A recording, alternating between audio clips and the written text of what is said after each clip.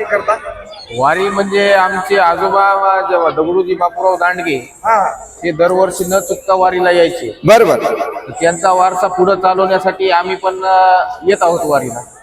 बर, म्हणजे दगडूजी दांडगे यांचा आणि नाव त्यांच्यानंतर रामेश्वर दांडगे हे माझे वडील आणि तुमचं आपलं काय नाव? सुहास रामेश्वर दांडगे. वा वा, धन्यवाद. आता दर्शन झालं का?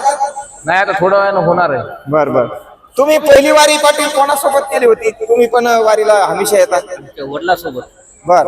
मामा वडील हा, म्हणजे असायचे.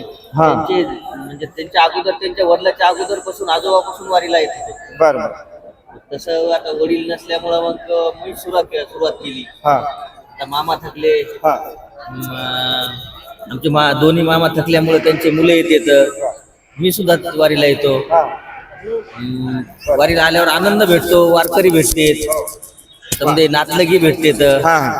त्या हिशोबाने मग वारी चुकू देत आणि रेवाळे मत्ते मत्ते सर, मला वाटतं गुलाबराव मत्ते का?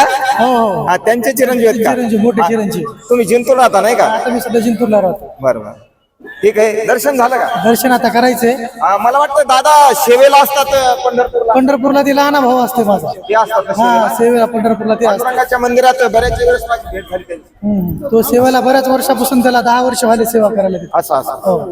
आणि माझं आता आमची तर पंजाबापासून वारी करतो. हो. पण माझं वैयक्तिक मी आता 3री वेळ आहे माझी यायची. बरोबर. मग योगायोगानं आता वारीला आलो. मनाला इथे खूप चांगलं वाटतं. आता पण आल्यावर येवच वाटलं की नाही असं? येवाच वाटतंय आता. आता घरच्यांना म्हटलं तर मीच वारी करतो. वा वा, धन्यवाद. कुंडली कवरदे हरी विठ्ठल श्री ज्ञानदेव माऊली ज्ञानेश्वर महाराज की आणि जय. माऊलीनं गाडी आणली का? नाही हो, मी यांच्या सोबतच आलो. बरं, धन्यवाद. चालतंय, येऊ पुढच्या पुन्हा भेटू आपण.